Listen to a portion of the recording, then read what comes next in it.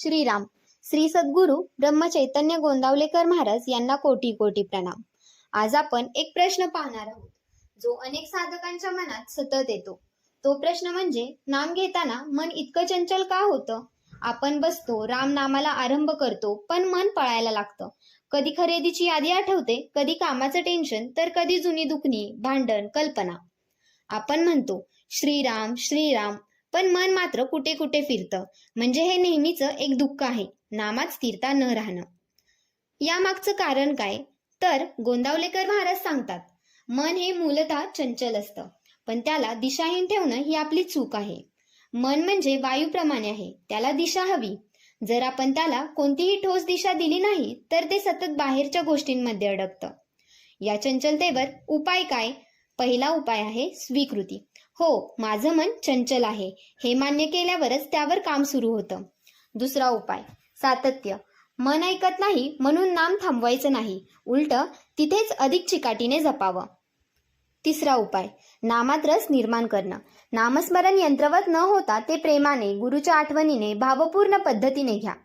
एका साधकाने महाराजांना विचारलं, माझं मन नामात लागेनाच, काही केलं तरी ते इतरत्र जातं. महाराज शांतपणे म्हणाले, नाम घेत राहा, मन कुठेही जाओ, नाम चालू ठेव. मन एक दिवस दमेल आणि नामातच विसावेल. हेच गुरूंचं आश्वासन आहे. आपण नाम घेत राहिलं तर मन आपोआप शांत होतं. चंचलता म्हणजे अपयश नाही, ती एक संधी आहे. आपलं मन कुठे पळतं यावरून आपण आपली आसक्ती ओळखू शकतो. कधी संपत्ती, कधी संबंध, कधी भविष्य. त्यावेळी मनाला सांगावं, हे सगळं रामकृपेवर सोडून दे आणि नामात परत ये. मन थांबत नाही म्हणून शरीराच्या सहाय्याने त्याला मार्गदर्शन करता येतं. श्वासावर लक्ष केंद्रित करा. श्वास आत घेताना श्री, श्वास बाहेर सोडताना राम. हा अतिशय सोपा पण प्रभावी मार्ग आहे, ज्यामुळे मन शांत होतं आणि नामाशी जोडतं. तर भक्त हो, नामात मन लागावं यासाठी कृती हवी आणि कृपाही हवी. रोज सकाळी अशी प्रार्थना मनात असावी, हे गुरुदेव, माझं मन चंचल आहे, पण मी प्रयत्न करतोय. तुमची कृपा असो आणि नामात स्थिरता येऊ द्या.